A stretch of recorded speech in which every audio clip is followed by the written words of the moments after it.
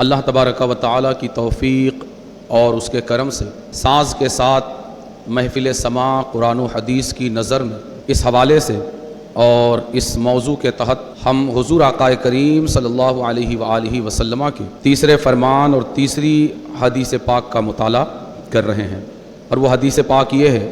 حضرت بریدہ الاسلمی رضی اللہ تعالی عنہ یہ ارشاد فرماتے ہیں، خرج رسول اللہ صلی اللہ علیہ وسلم فی بعض مغازی فلما انصرف جاءت جاریۃ سوداء فقالت یا رسول اللہ انی کنت نذرت ان ردک اللہ سالما ان اضرب بین یدیک بالدف واتغنى فقال لها رسول اللہ صلی اللہ علیہ وسلم ان کنت نذرت فاضربی والا فلا فجعلت تضرب فدخل ابو بکر وهي تضرب ثم دخل علی وهي تضرب ثم دخل عثمان وهي تضرب ثم دخل عمر فعلقت الدف تحت استها ثم قعدت عليه فقال رسول الله صلى الله عليه وسلم ان الشيطان لا يخاف منك يا عمر انی كنت جالسا وهي تضرب فدخل ابو بکر وهي تضرب ثم دخل علی وهي تضرب ثم دخل عثمان وهي تضرب فلما دخلت انت يا عمر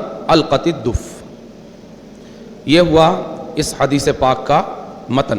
اس حدیث پاک کے تعلق سے ہماری گفتگو جاری ہے کہ حضرات صحابہ اکرام رضوان اللہ تعالی علیہ مجمعین کا حضور آقا کریم صلی اللہ علیہ وآلہ وسلم سے جو انداز محبت تھا، جو لگاؤ اور قلبی تعلق تھا، حضور آقا کریم صلی اللہ علیہ وآلہ وسلم کی ذات کریم سے جو وارفتگی اور عشق کا تعلق تھا، اس کی ایک تصویر اس حدیث پاک میں ہمیں بڑی واضح طور پر نظر آتی ہے کہ یہ بھی ان کے عشق کی ایک ادا ہے کہ حضور آقا کریم صلی اللہ علیہ وآلہ وسلم کے جہاد سے سلامتی کے ساتھ واپس تشریف لانے پر وہ یہ نذر مانتے اور منت کرتے کہ اگر آپ سلامتی کے ساتھ واپس تشریف لے آئیں تو وہ گائیں گے اور بجائیں گے، اس لیے کہ ان کے نزدیک ان کی نگاہ میں حضور آقا کریم صلی اللہ علیہ وآلہ وسلم کا صحت سلامتی اور عافیت کے ساتھ مدینہ پاک لوٹ آنا یہ صرف کسی ایک انسان کا لوٹ آنا نہیں تھا، بلکہ ساری امت کی زندگی کا لوٹ آنا تھا، ساری امت کی سلامتی اور ساری امت کی عافیت اور صحت کا لوٹ آنا تھا۔ اور پھر حضور آقا کریم صلی اللہ علیہ وآلہ وسلم کی جو امت کے ساتھ غمخواری کا تعلق ہے، سرکار جو شفقت اور محبت کا دست کرم اپنی امت پر رکھتے ہیں، اس کی بھی ایک تصویر ہمیں نظر آتی ہے کہ حضور آقا کریم صلی اللہ علیہ وآلہ وسلم ایک لمبے سفر سے تشریف لا رہے ہیں، اور ان زمانوں کا سفر جو انتہائی دشوار گزار سفر ہوا کرتا تھا، اور ساتھ ہی یہ سفر محنتوں کا اور مشقتوں کا اپنے آپ میں ہونے کے ساتھ ساتھ یہ غزوے کا سفر ہے۔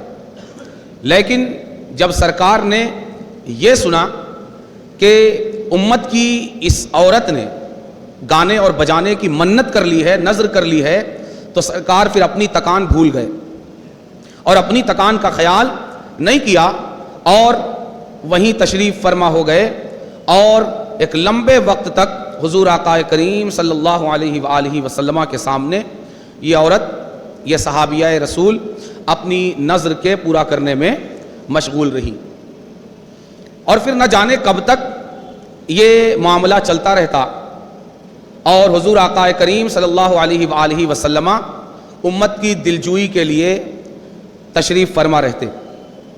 وہ تو خیر یہ ہوئی کہ حضرت سرکار سیدنا فاروق اعظم رضی اللہ تعالیٰ عنہ تشریف لے آئے، اور یہ ایک بہانہ بنا کہ گانے بجانے والی نے اپنا گانا بجانا موقوف کر دیا، اور حضور آقا کریم صلی اللہ علیہ وآلہ وسلم یہ اپنی امت کی دلجوئی کے بعد اسی بہانے سے کہ اب اس طرح یہ معاملہ بند ہوا، اپنی دوسری مصروفیات میں آپ مصروف ہوئے۔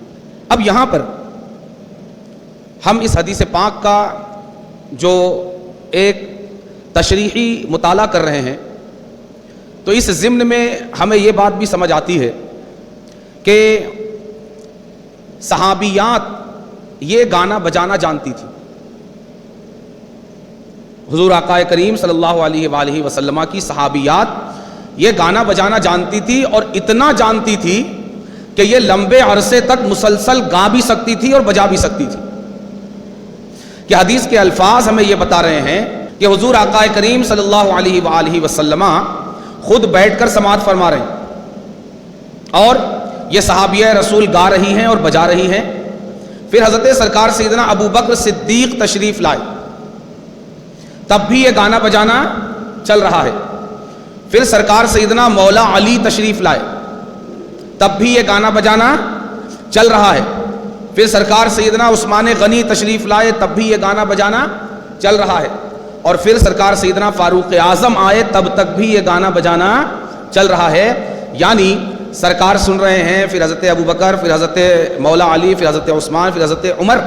ان کے آنے میں اور حدیث کے بیان کا جو اسلوب ہے، جو الفاظ ہیں، وہ یہ بھی بتاتے ہیں کہ ان کے آنے کے درمیان وقفہ تھا. ایک ساتھ نہیں آئے، ایک ساتھ نہیں تشریف لائے. حدیث پاک کے الفاظ کیا ہیں؟ حدیث مبارک کے الفاظ ہیں کہ حضور آقا کریم صلی اللہ علیہ وآلہ وسلم سن رہے ہیں، فدخل ابو بکر، پھر سرکار سیدنا ابو بکر آئے، پھر ثم دخل علی، پھر حضرت علی آئے، ثم دخل عثمان، پھر حضرت عثمان آئے، ثم دخل عمر، پھر حضرت عمر آئے. یعنی یہ سب ایک ساتھ نہیں آئے، وقفے وقفے سے، تاخیر سے آئے. اس کے باوجود یہ گانا بجانا کیا ہے؟ جاری ہے. یعنی ایک لمبے وقفے تک یہ صحابیہ گاتی بھی رہیں اور بجاتی بھی رہیں. تو اس سے یہ سمجھ میں آیا کہ رسول اللہ صلی اللہ علیہ وآلہ وسلم جس معاشرے کی تربیت فرما رہے ہیں، اس معاشرے میں صحابیات کس درجے میں گانا بجانا جانتی کہ یہ ایک لمبے عرصے تک گا بھی سکتی ہیں اور بجا بھی سکتی ہیں. اور ہیں کون؟ جی صحابیہ. تو نہ صرف یہ گاتی ہیں بجاتی ہیں، بلکہ ایک لمبے عرصے تک گا بجا سکتی ہیں. یعنی یہ اس میں مہارت رکھتی ہیں، گانے بجانے میں ماہر ہیں، اناڑی نہیں ہیں. اور ماحول یہ ہے، اس میں عرف یہ ہے اس معاشرے میں کہ یہ اتنا عام ہے گانا بجانا کہ جہاں لوگ نذر مانتے ہیں سجدے کی، جہاں لوگ نذر مانتے ہیں صدقہ اور خیرات کی، جہاں لوگ نذر مانتے ہیں روزہ کی، وہاں یہ صحابیہ رسول نذر مانتی ہیں گانے اور بجانے کی. اس معاشرے میں یہ گانے بجانے کی نذر مانتی ہے، اور پھر سرکار بیٹھ جاتے ہیں اور پھر یہ بجانا شروع کرتی ہیں اور لمبے عرصے تک بجاتی رہتی ہیں. اس سے ان کی مہارت سمجھ میں آتی ہے. اور یہ بھی سمجھ میں آتا ہے کہ یہ چھوٹی بچی نہیں، یہ چھوٹی بچی نہیں، بلکہ یہ کم سے کم بالغہ لڑکی ہے. کیا ہے؟ بالغہ لڑکی ہے. وہ لڑکی ہے جو بالغ ہو چکی ہے. کیوں؟ اس لیے کہ فقہا کے نزدیک جو بالغ نہ ہو اس کی نظر صحیح ہی نہیں. جو بالغ نہ ہو وہ نظر ماننے کی اہلیت رکھتا ہی نہیں، نظر کے لیے ایبل ہی نہیں ہے وہ. اور اگر نظر مان بھی لے تو چونکہ اس کی نظر صحیح نہیں ہے تو اس کا پورا کرنا بھی ضروری نہیں ہے، کہ جب نظر صحیح نہیں ہوئی تو پورا کیا کرنا ہے. لیکن سرکار یہاں ان کی نظر کو بھی قبول فرماتے ہیں اور فرماتے ہیں ان نظرتی فغریبی والا فلا، کہ اگر نظر مان لیا ہے تو گا بجا لو، اور اگر نظر نہیں مانی ہے تو مت کرو. کیا مطلب؟ سرکار ان کی نظر کو بھی صحیح مانتے ہیں اور نظر کو صحیح مان کر سرکار انہیں اس کے پورا کرنے کا بھی حکم عطا فرماتے ہیں. اس سے یہ پتا چلا کہ نظر صحیح تھی اور نظر اسی کی صحیح ہوگی جو بالغ ہوگا. تو پتہ یہ چلا کہ یہ کوئی نابالغ غیر مکلف صحابیہ نہیں ہے، مکلف اور بالغہ صحابیہ ہیں. لہٰذا ملاؤں کا یہ کہنا کہ یہ بچیاں نابالغہ تھیں، چھوٹی بچیاں تھیں، اس کا کوئی تک بنتا نہیں، بلکہ یہ کم سے کم بالغہ لڑکی تھی. ٹھیک ہے جی. اسی طرح یہاں پر یہ بھی پتا چلتا ہے کہ سننے والے تو صحابہ ہے ہی. سننے والے کون ہیں؟ صحابہ. اور صحابہ میں بھی اصول صحابہ، صحابہ کے سردار، ٹھیک ہے، اور مگر صرف سننے والے صحابہ نہیں بلکہ گانے والی بھی صحابیاں ہیں، سامعین بھی صحابہ ہیں، اور جو گانے اور بجانے والی ہیں وہ کیا ہیں؟ صحابیاں ہیں۔ اور ان سب سننے والوں اور گانے والی سے بڑھ کر رسول اللہ صلی اللہ علیہ وآلہ وسلم موجود ہیں۔ اگر امت کا ایمان مضبوط ہوتا نا تو مجھے 10-15 ہفتوں سے یہ رگڑنے اور گھسنے کی ضرورت نہیں پڑتی۔ امت کا ایمان رسول اللہ سے زیادہ اگر ملاؤں پر نہیں آ جاتا نا تو مجھے اتنی باتیں کرنے کی ضرورت نہیں پڑتی۔ جب یہ کہہ دیا کہ رسول اللہ موجود ہیں تو پھر ابو بکر موجود ہے یہ کہنے کی ضرورت کیا ہے؟ عمر موجود ہیں یہ بتانے کی ضرورت کیا ہے؟ علی و عثمان موجود ہیں یہ بتانے کی ضرورت کیا ہے؟ صحابہ و صحابیات سن رہے ہیں، گا رہے ہیں، بجا رہے ہیں، یہ بتانے کی ضرورت کیا ہے؟ ایمان والے کے لیے، جس کا ایمان اللہ اور رسول اللہ پر ہے، اگر وہ مومن ملا نہیں ہے تو اسے آگے کچھ بتانے کی ضرورت نہیں۔ اس کے لیے اتنا کافی ہے کہ رسول اللہ نے گانے بجانے کی اجازت دی ہے اور وہ بیٹھ کر خود سن رہے ہیں، کافی۔ لیکن برا ہو ہماری موجودہ زبوں حالی کا کہ ملا پر ہمارا ایمان رسول اللہ سے زیادہ ہے، اس لیے مجھے اتنے ہفتوں سے اسے گھسنے کی ضرورت پڑ رہی ہے۔ تو سننے والے بھی صحابہ ہیں اور گانے والی بھی کیا ہیں؟ صحابیاں ہیں۔ اور ان سب سے بڑھ کر جانے کائنات حضور آقا کریم صلی اللہ علیہ وآلہ وسلم موجود ہے، اور آپ کو تعجب ہوگا کہ یہ گانا بجانا سن کر ان میں سے کسی کا بھی تقوی خراب نہیں ہوتا۔ سننے والوں کا تقوی کیا خراب ہوگا؟ گانے والی بجانے والی کا تقوی خراب نہیں ہوا۔ دنیا کے کسی بڑے سے بڑے ملا، کسی مفتی اعظم، کسی مجدد اعظم، کسی متقی اعظم کو لا کر کھڑا کر دو، وہ اس گانے بجانے والی کی جوتی کے برابر بھی نہیں، اس لیے کہ یہ گانے والی، یہ بجانے والی صحابیہ ہیں۔ اب ان کے بعد ہوا کرے کوئی بھی، وہ اس صحابیہ گانے بجانے والی صحابیہ کی جوتی کے برابر بھی نہیں ہے۔ یہ مقام ہے ان کا، تو تقوی میں کیا فرق پڑے گا اور تقوی کیا خراب ہوگا؟ تو یہاں کسی کا تقوی خراب نہیں ہوا، نہ سننے والوں کا، نہ گانے اور بجانے والے کا، نہیں بجانے والی کا۔ گانے والا نہیں ہے، بجانے والا نہیں ہے، گانے والی ہے، بجانے والی ہے۔ جی بہت بدہضمی ہوتی ہے نا، سن کے ہضم کرنا پڑے گا، اس لیے کہ مہر رسول اللہ نے لگائی ہے۔ یہ بدہضمی ملا کی دوا سے ہو رہی ہے، لیکن ملا کی دوا سے جو بدہضمی ہوئی ہے نا، رسول اللہ کی دوا سے اس بدہضمی کا علاج کیجئے تاکہ یہ بدہضمی کا خاتمہ ہو۔ گانے والا اور بجانے والا نہیں ہے، گانے والی اور بجانے والی ہے، اور سننے والے، اور سننے والے کسی کا تقوی جو ہے ردی برابر خراب نہیں ہوا۔ سرکار سیدنا ابو بکر سب سے بڑے متقی ہی رہے۔ قرآن کہہ رہا ہے کہ تم کیا کہتے ہو؟ ابو بکر نے گانا بجانا سنا، تب بھی قرآن کہتا ہے کہ سب سے بڑا متقی ابو بکر ہی ہے۔ ہاں، اور سیدنا ابو بکر کیا، وہاں تو امام الانبیاء والرسل موجود ہیں، جن کی موجودگی کے بعد کسی کی موجودگی اور عدم موجودگی اس میں کوئی اضافہ اور کوئی کمی نہیں کرتی۔ اسی طرح یہ گانا بجانا گھر کی چار دیواری کے اندر نہیں ہے، کہیں رسول اللہ کے گھر میں ہے، کہیں مسجد نبوی میں ہے۔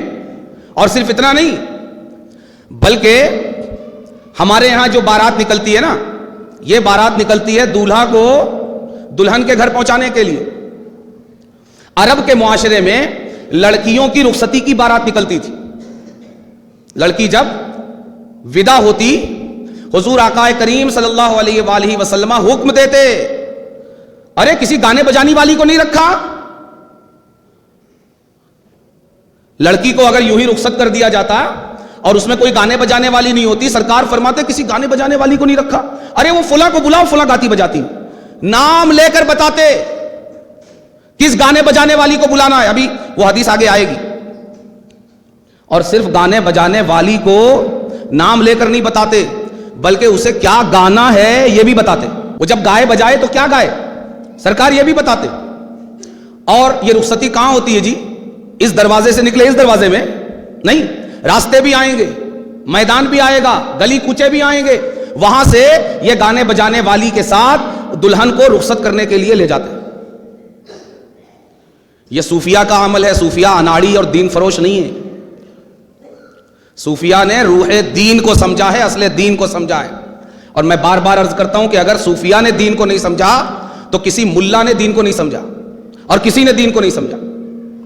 انہوں نے دین کو سمجھا، اسی لیے دین کو انسانوں کے دلوں میں پیوست کیا۔ لاکھوں اور کروڑوں یوں ہی ان کی زبانوں سے مسلمان نہیں ہوئے۔ خاص نبوی فیضان ہے، علم نبوی کا خاص فیضان ہے۔ تو سرکار فرماتے گانے بجانے والیوں کو بلاؤ کہ وہ گائیں بجائیں، اور کیا بجائیں وہ بھی ارشاد فرماتے کہ انہیں کیا گانا اور کیا بجانا ہے۔ تو یہاں کسی کا تقویٰ بھائی خراب نہیں ہوا، اور چلتا رہا معاملہ۔ سرکار سن رہے ہیں، سیدنا ابو بکر صدیق آ رہے ہیں، سیدنا حضرت علی آ رہے ہیں، پھر حضرت عثمان غنی آ رہے ہیں، پھر حضرت فاروق اعظم آ رہے ہیں، چلتا رہا۔ اب سرکار سیدنا فاروق اعظم جب آئے تو کیا ہوا؟ یہ بڑا انٹریسٹنگ پوائنٹ ہے اور ملا کی سب سے بڑی دلیل ہے، بڑا مزہ آتا ہے اس کو یہ سن کے۔ سیدنا عمر آئے تو فوراً گانا بجانا بند، ملا کو دلیل مل گئی۔ رسول اللہ سن رہے تھے، یہ دلیل نہیں ہے۔ رسول اللہ سن رہے ہیں، یہ دلیل نہیں ہے۔ کیوں؟ اس لیے کہ رسول اللہ تو غلط کام کر رہے ہیں معاذ اللہ اس کی نگاہ میں، یہ طے کرے گا نا 100 بار معاذ اللہ، صحیح کام تو فاروق اعظم نے کیا۔ بات آتی ہے سمجھ میں؟ یہ سوچ ہے ان کی۔ دلیل مل گئی۔ دلیل رسول اللہ کا بیٹھ کر سننا ہے، اس لیے کہ ایمان ہمارا کس پر ہے؟ سرکار سیدنا فاروق اعظم رسول اللہ نہیں کہتے، ہم محمد رسول اللہ کہتے ہیں۔ تو دین کس کا عمل بنے گا؟ رسول اللہ کا، یا رسول اللہ کے ہوتے ہوئے سرکار سیدنا فاروق اعظم کا؟ کس کا عمل بنے گا؟ دین رسول اللہ کا عمل بنے گا۔ رسول اللہ کے ہوتے سرکار سیدنا فاروق اعظم کا عمل دین نہیں بنے گا۔ اور اس کی پوری تشریح تو انشاءاللہ ہم ذکر کریں گے۔ تو ملا اس کو دلیل بنا لیتا ہے۔ رسول اللہ بیٹھ کر سن رہے ہیں، اور اتنی دیر تک سن رہے ہیں کہ سرکار سیدنا ابو بکر صدیق بھی آئے، حضرت عثمان غنی بھی آئے، مولا علی بھی آئے۔ شاید ملا سمجھتا ہو کہ جس طرح ملا بوڑھا ہو گیا تو دماغ چلا جاتا ہے، اس طرح سوچتا ہے کہ حضور آقا کریم صلی اللہ علیہ وسلم 100 بار معاذ اللہ، اس طرح کا کوئی معاملہ ہے نہیں۔ یہاں ہمارا ایمان یہ ہے کہ رسول اللہ کی ایک ایک نقل اور ایک ایک حرکت، ایک ایک خاموشی دین ہے۔ رسول اللہ کا صرف جاگنا نہیں، سونا بھی دین ہے، سب کچھ دین ہے۔ رسول اللہ کی پوری زندگی دین ہے، مگر ساری چیزوں سے آنکھیں بند کر کے، ہاں بھئی کیا ہوا؟ تو بولے حضرت عمر آئے تو گانا بجانا بند کر دیا۔ حضرت عمر نے بند کروایا کیا؟ حضرت عمر نے بند کروایا نہیں۔ کس نے بند کیا؟ گانے بجانے والی نے بند کیا۔ تو اس میں حضرت عمر کا کیا ہے؟ وہ تو بس تشریف لائے ہیں اور آئے ہیں سننے کے لیے، اس لیے کہ ان کا ایمان یہ ہے کہ رسول اللہ جو کر رہے ہیں وہ دین ہے، رسول اللہ جو کریں وہ دین ہے۔ وہ تو آ کر بیٹھ گئے سننے کے لیے، انہوں نے بند نہیں کروایا، ٹھیک ہے؟ اور اگر یہ بند کروا بھی دیں تب بھی اس سے اس کے جواز پر کوئی اثر اور فرق نہیں پڑتا۔ فرق پڑتا ہے رسول اللہ کے قول و عمل اور تقریر سے۔ تو کیا فرمایا کہ حضرت ابو بکر آئے تو بھی وہ گاتی بجاتی رہی، اور پھر حضرت علی آئے تو بھی گاتی بجاتی رہی، حضرت عثمان آئے تو بھی گاتی بجاتی رہی، اور حضرت عمر آئے تو کیا کیا؟ فَأَلْقَتِ الدُّفَّ تَحْتَ اسْتِهَا ثُمَّ قَعَدَتْ عَلَيْهِ۔ حضرت عمر آئے تو دف نیچے رکھ کے اس کے اوپر بیٹھ گئی، دف کو چھپا لیا۔ اب اگر یہ چھپانا اس لیے تھا کہ یہ کوئی غلط کام کر رہی تھی، کس لیے چھپایا؟ اگر یہ کوئی غلط کام کر رہی تھی اس لیے حضرت عمر کو دیکھ کر چھپایا، تو غلط کام حضرت عمر کے سامنے کرنا زیادہ بڑا جرم ہے کہ رسول اللہ کے سامنے کرنا زیادہ بڑا جرم ہے؟ غلط کام کرنے سے زیادہ حضرت عمر سے ڈرنا ہے کہ زیادہ رسول اللہ سے ڈرنا ہے؟ حضور آقا کریم کے سامنے غلط کام کرنے سے زیادہ ڈرنا ہے۔ تو اگر اس لیے گانا بجانا بند کیا کہ کچھ غلط کر رہی تھی، اس لیے حضرت عمر کے آنے سے بند کر دیا گانا بجانا، تو اس کے زیادہ حقدار تو رسول اللہ تھے کہ رسول اللہ کے سامنے انہیں گانا بجانا نہیں کرنا چاہیے تھا۔ مزید یہ، اگر یہ غلط کام تھا تو کیا صحابیہ غلط کام کرنے کی اجازت رسول اللہ سے مانگ رہی ہیں کہ حضور میں نے منت مانی ہے کہ آپ سلامتی سے واپس لوٹ آئیں تو میں گاؤں گی بجاؤں گی؟ اور ان سب سے آگے بڑھ کر اگر یہ غلط کام ہے تو کیا رسول اللہ صلی اللہ علیہ وآلہ وسلم اپنی صحابیہ کی کیا تربیت فرما رہے ہیں؟ کیا غلط کام کرنے کی اجازت دے رہے ہیں؟ اور پھر صرف اجازت نہیں، بیٹھ کر کیا اپنے سامنے غلط کام کروا رہے ہیں؟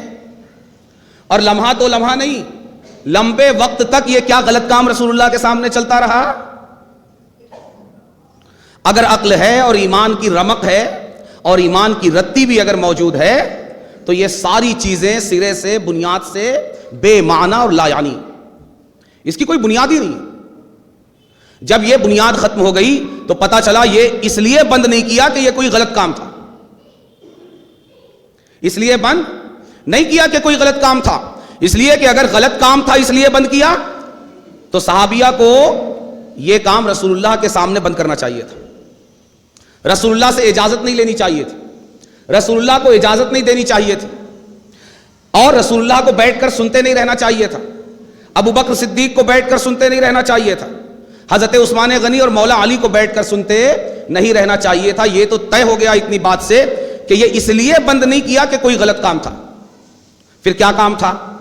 پھر آگے ملا کو اور اس کی دلیل مضبوط ہو جاتی ہے یہاں کہ سرکار آگے فرماتے ہیں ان الشیطان لا یخاف منک یا عمر، اے عمر تم سے شیطان ڈرتا ہے۔ بس کہتے یہ عورت شیطان تھی اور اس کا کام شیطانی تھا،